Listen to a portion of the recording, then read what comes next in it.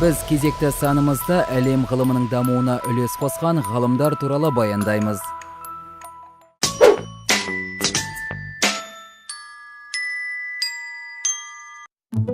Уильям Мортон 1846 жылы 16 қазанда ақштың Массачусетс штатының бас емханасының тіс дәрігері Уильям Мортон жансыздандырғыш дәріні ойлап тапты, әрі клиникада қолданып табысқа жетті. Жансыздандырғыш дәрі жансыздандыру арқылы ауруды басып, науқастың ауру азабын жеңілдетеді, тіпті жойып жіберетін дәрі. Оның орталық нервті тежеу қасиеті бар.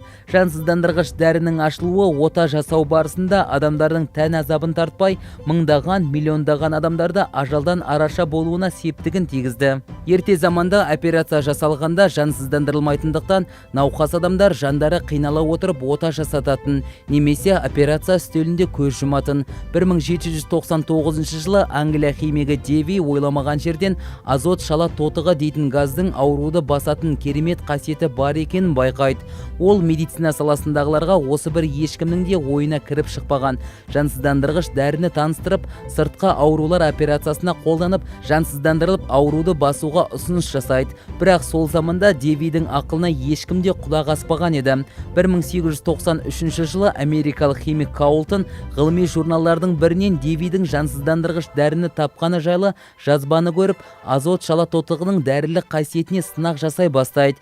Кейін америкалық тіс дәрігер Уэльсте тіс ауруын емдетуге Каултонды іздеп келеді. Каултон азот шала тотығы арқылы жансыздандырып, Уэльстің көмекшісі Мортон тіс жұлуға жауапты болып табысты нәтижеге жетеді. Осыдан кейін Уэльс 10 шақты адамға ашық сынақ жасап, жансыздандыру арқылы тістерін жұла бастайды. Кейін науқасқа дәрінің аз берілуі себепті тіс жұлу барысында адамдардың оған шыдамай шу көтеріп, Уэльс алаяқ делініп емханадан қуылады. Бірақ оның көмекшісі бұл іске бола көңілі жасып, үмітсізденбейді. Қайта жаңа бір жансыздандырғыш дәріні тауып шығуға бел байлайды. Мортонның азот шала тотығының физикалық химиялық қасиеті туралы білімі кемшіл болғандықтан тәжірибелі химиктер кеңес сұрайды. Химик Джексон оған бір реттік тәжірибеде этил эфирінің ауырғанда басатын қасиетін бар екенін айтады. Мортон титиде ағаттық жібермеу үшін мұқияттылықпен көптеген тәжірибе жасайды. 1846 жылы 16 қазанда Уэльс шипагерді қуып жіберген Массачусетс штатының бас емханасында Мортонның этил эфирі арқылы жансыздандыру операциясы табысты болып, ота жасатуда жанның қиналуы дәуірі аяқталған еді. Жоғарыда аталған ғалымдардың бәрі адамзаттың жансыздандырғыш дәріні іздеу ісінде машақатты жолында өз үлестерін қосты. Әсіресе Уильям Мортон этил эфирін жансыздандырғыш дәрі ретінде пайдалануда үлкен табысқа жетіп, медицина саласына үлкен үлес қосты. Никола Тесла, оны әлемнің патшасы, найзағайды бағындырушы және тіпті ең биік сананың иесі деп те атайтын.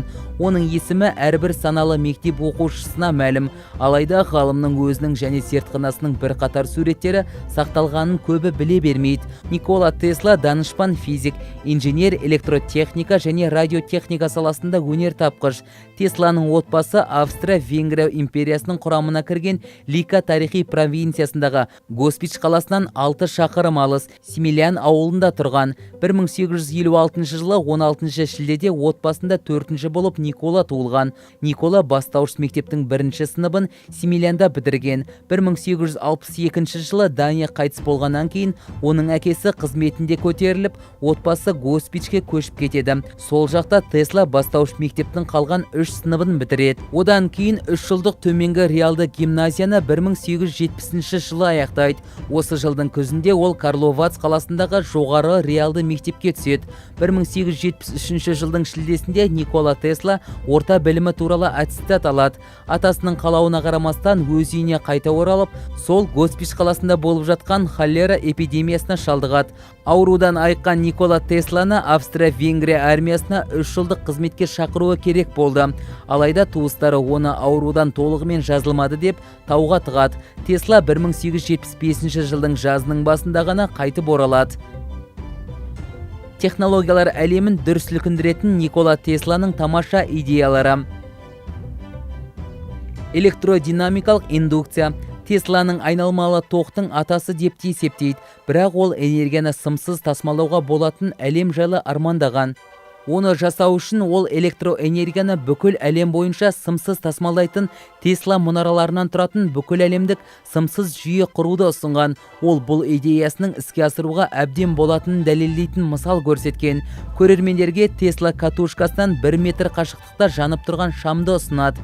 Tesla өз арманын іске асыруды Нью-Йоркте Гарден Клифф мұнарасын салумен бастайды.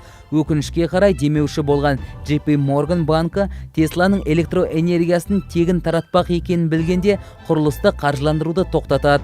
Егер Tesla өз идеясын іске асырғанда, адамдар әрдайым жаңарып отыратын қайнар көздерден тегін және шексіз энергия ала алатын еді, және бұның қоршаған ортаға және адамдарға еш зияны тимес еді.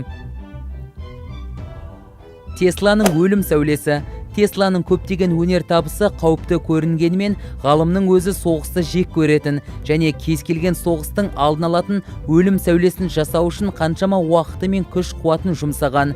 Өлім сәулесі энергия сәулесін 400 километр қашықтықтан аталатындай жеделдеткіштен тұрған. Тесла бұл сәуленің кез келген қозғалтқышты ерітіп, кез келген ұшақты атып түсіре алатынына сенімді болған. Бұл құрылғыны жасау үшін оған $2 миллион керек болған, бірақ ғалым оған ақша таба алмады.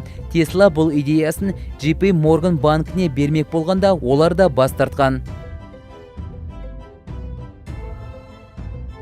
Айнымалы тоқ. 1882 жылы Никола Тесла Парижге көшіп келіп, Томас Эдисонмен жұмыс істей бастайды. Эдисон оған дейін адамзаттың электр мәселесін шешіп береді деген айнымалы тоқты ашқан болатын. Айнымалы тоқ генератормен бірнеше мәселе болған, және Эдисон егер Тесла осы мәселелерді шешіп, генераторды қайта жасап шықса, $50 мың беремін деген. Тесла жобаның өз бөлігін орындап шықты да, Эдисонға осы мәселелерді шешетін бірнеше патентін берді. Алайда уәде еткен ақшасын Тесла ала алған жоқ. Нәтижесінде ол Эдисоннан кетіп қалып, өз компаниясын құрып, айнымалы тоқ деп танымал болған электроэнергиясының жаңа түрін дамытуды бастады. Оның жаңалығы үздіксіз тоқпен салыстырғанда бірнеше айқын артықшылығы болды. Эдисон шәкіртінің айнымалы тоқ жасауға кіріскенін білгенде қатты ашуланады және айнымалы тоқты жоққа шығару үшін барлығын жасайды. Эдисон айнымалы тоқ бірден өртеп жіберуі мүмкін және адам өліміне әкелуі мүмкін деп сендіреді. Қуанышымызға орай оған ешкім сенбейді және қазірде айнымалы тоқ кең қолданыста. Жасы келіп қалған шағында Тесланы жеңіл көлік қағып кетіп, қабырғасы сынады.